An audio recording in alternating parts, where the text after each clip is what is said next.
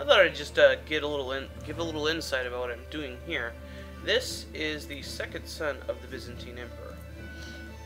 Here's his first son.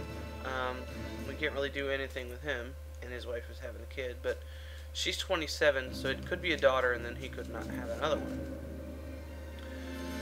But this kid, if he becomes the heir somehow, I'm guessing that they're in the what is that called? With the daughters inherit and stuff. What I'm gonna try to do is marry my oldest daughter, Anik, here to them. Now this isn't gonna make us like our oldest surviving daughter, that is. This isn't gonna make it so that we inherit it directly, but what it will do is put somebody who is in our bloodline in charge of the Byzantine throne, at least for now.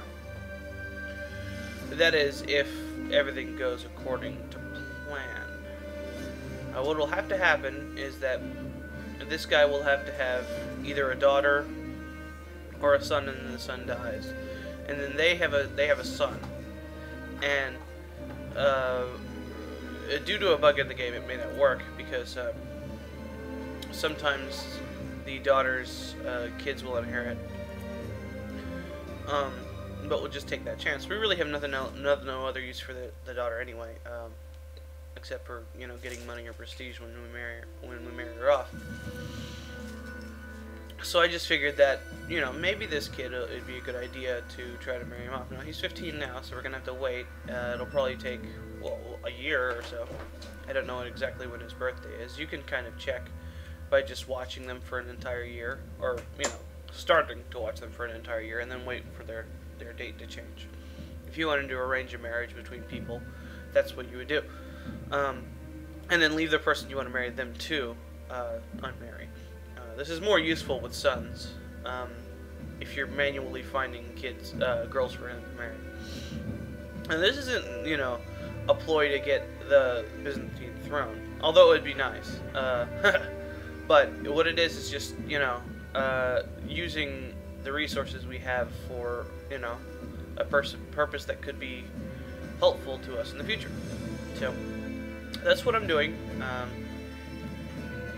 and it probably won't work, but I'm not losing anything in the process. So that's what I'm gonna do. I'm gonna sit here and watch and let my reputation keep going down. I don't know if I mentioned this, but the Emperor title, I think it gets rid of some events that make it worse, make your empire fall apart and stuff, because you're supposed to be able to hold things together better when you're emperor. I don't know all of the little effects it does. I know it is more than just the +5 yearly prestige. So the Pope will try to like change our laws and stuff, but we'll let him. I mean, I don't really care. So it's just the church laws. Church supremacy is not that bad. So yeah. I'll be back when something interesting happens, obviously. You know that province, one of the 2 provinces that were Jewish? Yeah, it's converted to Muslim. I'm surprised it didn't happen earlier in the game. So, you know, I noticed that while just keeping an eye on the Mongols here. They don't seem to be doing anything. So, yeah. Okay, he's turned 16, but he's a fosterling, so you have to wait until he leaves Samos, where he currently is right now, and goes back to his father's court. So yeah, we'll see when that happens. All right, here we go. Now, because he's an heir of a king, we may have to try this a couple of times, and it may not work. Period. They couldn't marry him off as soon as I start the game. But we'll see. Yep, and it worked.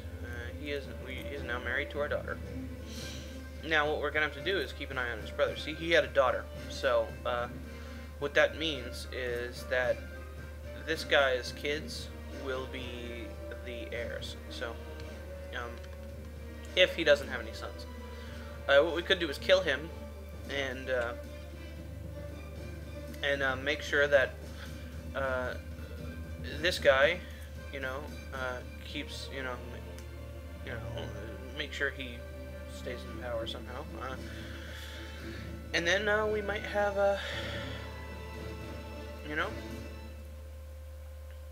potentially people inheriting that are connected to our bloodline. Now, they won't be directly in our bloodline because it doesn't trace through females, but it kind of does if they're in the, so we're not going to inherit, and we're not going to be in the succession or anything, so, you can do that with daughters, but what I'm doing is just kind of, connecting things a bit, because, when her brother inherits, there might be some family ties between them. I don't know. This is the first time I've really tried to do it with girls. It works with guys. It works with guys really well. So we'll see what happens. And I got a lot of money, but I could use it for maintaining my loyalties. So I'm gonna take the money. Ah, look at this. Venice is losing their provinces in the Middle East to the Plemkins. So, that's potentially really, really good for us. What's this?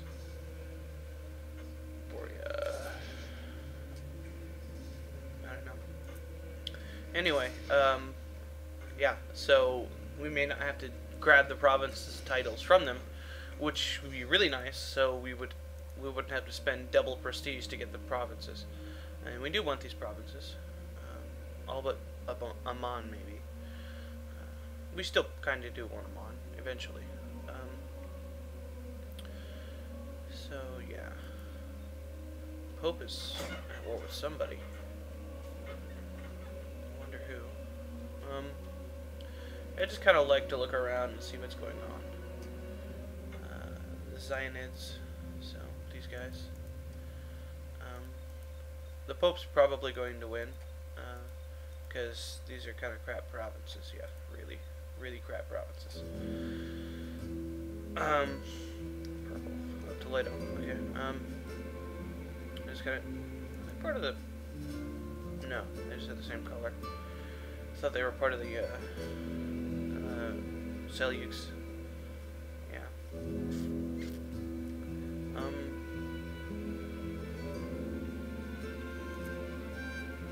Just making sure they haven't converted to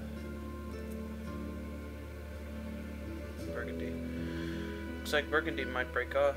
Well, obviously the King of Germany still has the Burgundy title, I would assume. Yeah, they usually have realm duress. And only 5 vassals, so Germany might be on its way out. Bavaria is the real power in Germany right now. Although Savoy here is pretty powerful, looks like. And then, of course, Denmark has most of northern Germany, and Saxony and stuff. He's got a lot of provinces, personally. It's odd. Croatia is, like, usually really powerful. Sometimes they get beaten. But oftentimes I see them just sit there in a big chunk next to Hungary. Hungary and Croatia tend to be pretty big. So...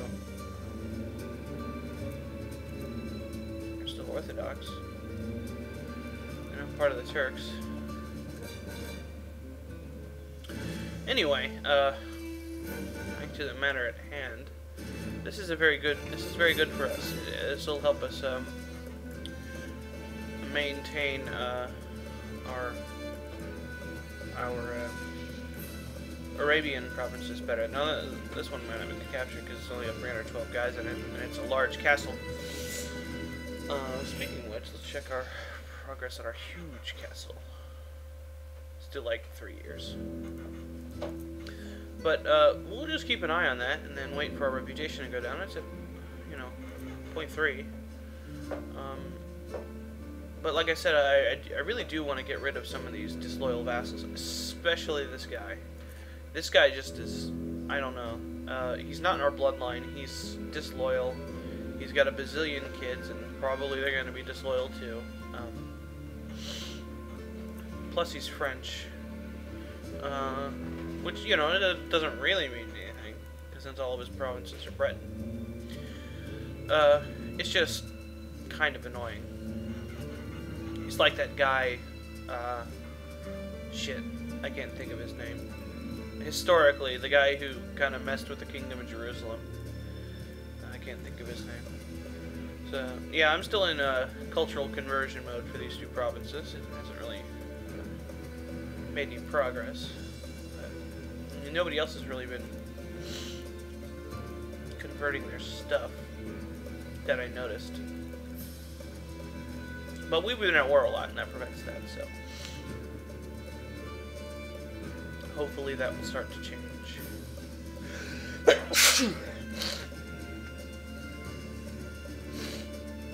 So, yeah. Well, looks like Venice is winning up here, which is bad. They are definitely losing down here. And this is what we really care about right now. But one of the things I'm looking at is that, well, if they win up here, they might get a piece where they maintain control of provinces down here. There's only 156 guys here, so they're not gonna they're probably not gonna capture that. And they got about 4,000, and they don't really have enough guys. They probably got about 500 total guys down here. So it's unlikely that they're going to win over here unless they pull provinces from down here. Now, what I'm hoping is that they're not actually allied with the Turks anymore. County of Kuwait. That's weird. Anyway, we're just keeping an eye on this. Our reputation is now. Oh, it's 0. Okay, I thought it was -1. 0.1. So what we're going to do is start taking provinces away from this man here, because we hate him. And I'll take a look around off screen and then make a decision on which one I want to do. Alright, I let the game run to the end of the month like I usually do. And I've decided that in terms of just pure nepotism, wanting to keep the stuff inside the family, that there's really no other better or worse candidate to, worse as the case may be, to get rid of. So what I'm going to do is I'm going to start taking away, I'll take away his Duke title first, and then I'll take away his personal title. Since he only controls one province, that means I can immediately give it away if I really wanted to. What that'll do is make it so that I can, in a shorter period of time, start taking these guys away. And since they only have one title, it'll be real quick, and then I can just give it away to them, and so I have to wait this half as long. It's really nice that he did this. But one of the things I will do, is make all of my disloyal vassals, or rebellious vassals, will lose more. They'll lose loyalty, about 25% for each one I take away, which is why I needed a lot of money. So that's what I'm going to do, and if he decides he doesn't want to do it and breaks off, then I'll declare war on him, and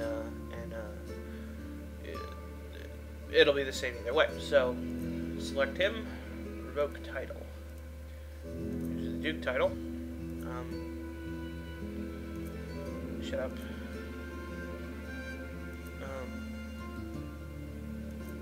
And he accepted to give it up. Alright. So our reputation should be at... what is it? Stop it. My mouse is going crazy. 0.4. Okay. Yeah. So that's pretty much what I thought it would be. So as you saw, this guy is loyal, but he lost 25% of his loyalty. Or rather, 25 points of loyalty. I keep saying percent. I mean, it's of 100, so I guess it's percent. So what we want to do is we want to take his count title away too. I'm actually going to let it run a month so that I get a little bit of loyalty back, and I'll be back.